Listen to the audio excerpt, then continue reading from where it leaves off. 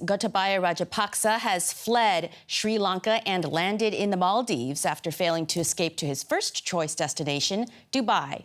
The former president resigned on Wednesday, designating the Prime Minister, Ranil Wickremesinghe, as the new acting president. He has declared a state of emergency, a curfew, and police have deployed tear gas to disperse crowds of protesters still out on the streets. People do not seem ready to embrace the country's new leader. Yes, I definitely want both resign, and I think a new regime needs to come into place, and I think Sri Lanka still has hope. Even if the Prime Minister becomes president, he has no mandate. The president had some of the people's support. Wickremesinghe does not have the support of the people at all, and we're not prepared to recognise him as the president.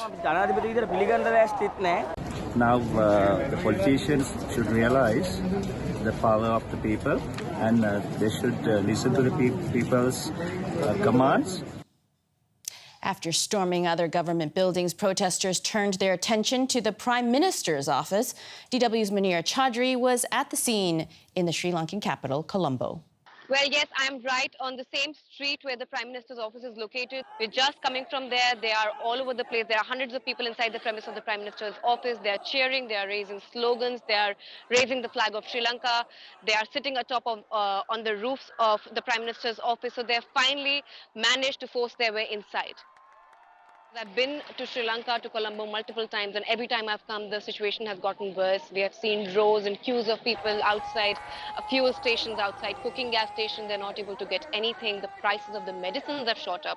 The ambulance services have announced that they can't cater to every area because they are also out of fuel. So the crisis has only deepened. But the thing is that the economic crisis will not be stabilized till the time the country finds some stability in the politics, in the government. So that is what is remaining right now. Joining us is Ambika Sakunanathan, former Human Rights Commissioner of Sri Lanka. Thanks for joining the program. Thank you for having me.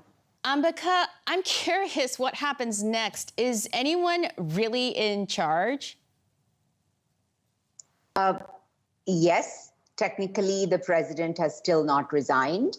And while he is out of the country, he has appointed the Prime Minister Ranil Wickremesinghe as acting president, and the speaker has also announced that the president has informed him that during the course of today he will submit his resignation.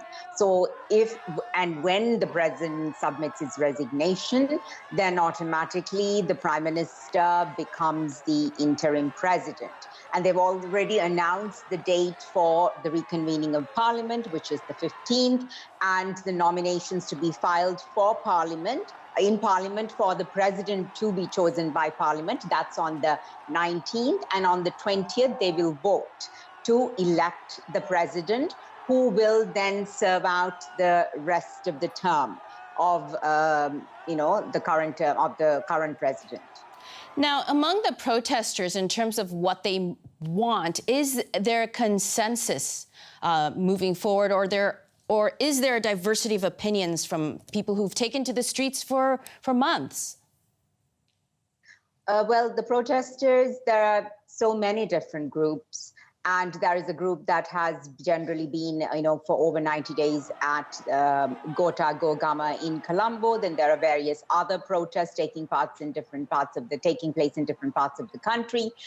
And the only consensus that we can see until now is that they want the president to resign and they want the prime minister to resign. At the moment, that appears to be the only consensus and the main demand. So as we speak, there are thousands of protesters outside Prime Minister and, well, now acting President Ranil Wickremesinghe's office, demanding that he step down. The police have used and the military have used water cannons. They have used tear gas against them. And the situation there right now is quite tense. Quite a fast-developing situation. I want to take a step back. I mean, Gotabaya Rajapaksa was part of a political dynasty. We've talked about this before. His brother was the former finance minister who's also fleeing. Other than their exile, will there be any accountability from this family, or do you think they have escaped the law? Well, Sri Lanka doesn't have a good track record with accountability, whether it is in relation to corruption or in relation to wartime violations. And therefore, whether in country any members of this family will be held accountable is doubtful. I feel that particularly given the president's involvement in wartime violations, the allegations against him, that there is probably a higher likelihood of the president at least being held accountable outside the country than inside the country. That's very interesting. Something to watch in the coming months. Ambika Sakunanathan, thank you so much for joining us as always. Thank you very much. The political crisis is hitting citizens at the pump with record high prices. In an effort to conserve fuel, the government is asking people to work from home and has closed schools. Restaurants have even switched to cooking meals with wood. Here's a closer look at how people are enduring life in Sri Lanka. For 7 days, Azam Mohadeen has been waiting here in a kilometre-long line for gas in Sri Lanka's capital, Colombo. He'd heard a new fuel delivery was coming. He's spent day and night here since. There is simply no more fuel. We have no more gas at home to cook. We used to have an income, but for weeks now the money has stopped coming. We can't go on like this. Life is hard. To make matters worse, his wife is ill. He tries to spend a little time with her every day at lunchtime, risking losing his place in line. I keep calling him when he is there waiting. It's the tormenting thoughts that have made me sick. I was even admitted to hospital. We didn't even have fuel for him to drive me there. Many people in Sri Lanka face similar problems. Inflation is soaring and prices are skyrocketing, even for essentials like food. Hardly anyone can afford to buy what they need. People used to have 3 meals a day most of the time. Now it's either 2 or 1. Sometimes people are drinking water instead of eating. We don't know what to do, what to give our children.